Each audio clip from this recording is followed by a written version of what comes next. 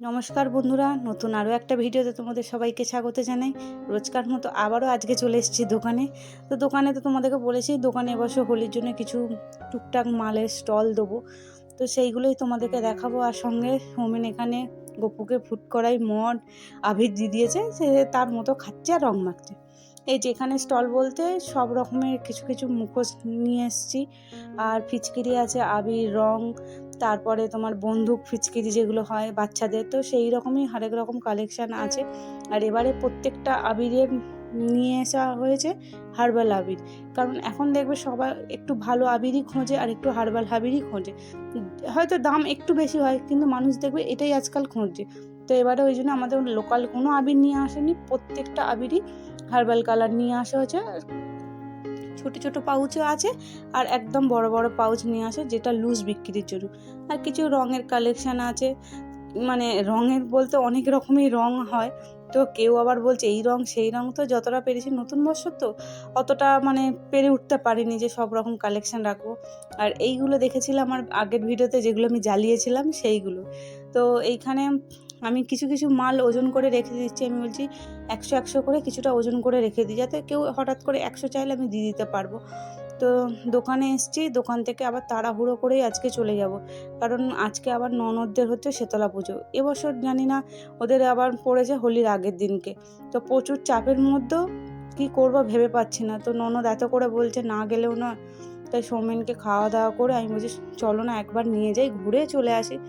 তো চলো, এসে গেছি ননদের বাড়ি। এসে দেখে আমার ননদের ছেলে খুব খুশি হয়েছে যে তার মামা, মাইমা, দিদা এসেছে।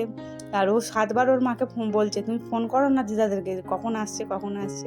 তাই না, মামার বাড়ির সবাই এতটাই সকলের কাছেই প্রিয়, তাই না? ছোটোবেলায় আমরাও এরম থাকতাম যে কখন মামারা আসবে, এইটা একটাই মজা। তো ওই যে দুপুরবেলা এসেছি, প্রায় এখন 3:30 কাছাকাছি বাজে। তো ননদের ছেলে ঘুমায়নি, জেগেই বসেছিল। তো এসে বলে মামা আমার সঙ্গে ক্যারাম খেলবে চলো।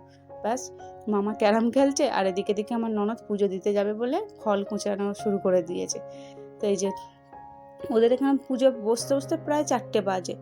তারপরে দেখি এক থালা একদম তরমুজ নিয়ে চলে এসছে। এই রোদ থেকে এসেছি, কি খাবে এখন? প্রথমে জল এই শরবত দিয়েছিল, তারপর দিয়েছে টাটকা একদম তরমুজ। বলে, আর দাদা তো দোকানে যাবে বলে তৈরি হয়ে যাচ্ছে, কারণ দোকান তো জানোই তো হোলির আগের দিন কীরকম পরিস্থিতি। তো এই একটু মন্দিরের কাছে এসেছি, এসে একটু ঘুরে যাই, কারণ এসেছি আমাকেও চলে যেতে হবে তাড়াতাড়ি।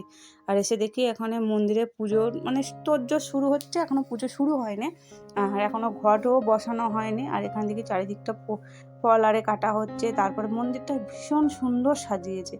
আর এখানে মানে মূর্তি নেই, ঘটে পুজো হয়। তো ঘট এখনও ডোবানোও হয়নি, ঘট এখনও বসানো হয়নি। তো যার কারণে এই ঠাকুরমশাই এসে সমস্ত কিছু রেডি করছে একদম এক এক করে। আর মন্দিরটা ভারী সুন্দর সাজিয়েছে, চারিদিকটা এত সুন্দর লাগছে। কিন্তু মন্দিরটা মানে এক মাঠের মধ্যেখানে হয়েছে, কিন্তু মন্দিরটা যেই তুলনায় মানুষের ভিড় হয়েছে সেই তুলনায় জায়গাটা অনেকটাই কম, জানো তো। প্রচুর জায়গাটা শর্ট বলে না, এত মানে প্যাকড আপ হয়ে গেছিলো যে আমরা শেষ পর্যন্ত তো মানে কিছুই দেখতে পেলাম না। কিন্তু এখন যেহেতু পুজো বসে না বলে অনেকটাই ভিড়টা কম আছে, যার কারণে এসছি, একটু ভালো করে দেখতে পেলাম। দেখছি এখানে ধুনো পোড়াবে বলে সমস্ত কিছু রেডি হয়ে আছে। এখানেও ডন্ডি কাটা হয়, ধুনো পোড়া হয়, বাতাসা ছড়ানো হয়। তো বেশ মানে এরা হচ্ছে পুজো শুরু হওয়ার পর ডন্ডি আরে কাটবে। আর দেখো মন্দিরটা কত সুন্দর লাগছে। ব্যাস, মাঠের এইখানটায় যে যতটা তোমরা জায়গাটা দেখতে পাচ্ছ, ঠিক এই পজিশনটাই জায়গাটা ফাঁকা আছে, বাকি আর কোথাও জায়গা নেই। কিন্তু একটা গ্রামের পুজোতে হলে কত ভিড় হয় বলো তো, এই জায়গাটা সত্যিই অনেকটা শর্ট হয়ে গেছে। ব্যাস, পুজো মানে মেলা, মেলা মানে খেলনার দোকান আর কি। তো টুকটাক খেলনার দোকান মোটামুটি ভালোই বসে। তো আমি প্রথমে আমার ননদ বলে বৌদি চলো তোমরা যেহেতু চলেই যাবে, একটু চলো ঘুরে আসি, মেলা থেকে টুকটাক কিছু খেয়ে আসি। এসে দেখি ফুচকার দোকানে বিশাল লাইন। আমি যে দেখো এতক্ষণ লাইন দিয়ে দাঁড়াবো, কিন্তু কী করবো, খেতেও ইচ্ছা করছে। তো আর কিছু না খেলে ননদেরও মনটা খারাপ হবে যে আমার বৌদি কিছুই খাচ্ছে না। তো ফুচকা খেয়ে ও বাবা এখানে এসে দেখি ঘুগনির যা কালার, মানে ইচ্ছা হচ্ছিল ঘুগনি খাই, জানো তো। কিন্তু ঘুগনির কালারটা মারাত্মক কালার করেছে, মানে দেখেই তো ভয় লেগে গেছিলো। তো এই যে আমার ননদ এখন পুজোর দিয়ে চলে এসেছে, আর এসে দেখছি এখন দেখছি ডন্ডি কাটা হচ্ছে। কিন্তু ডন্ডি কাটায় যে এত ভিড় হয়ে গেছে, আমরা মানে সামনের দিকে যেতেই পারিনি। লোকের পেছন দিক দিয়ে দাঁড়িয়ে যতটা পেরেছি ফোনটাকে নিয়ে একটুখানি ক্যামেরা করেছি।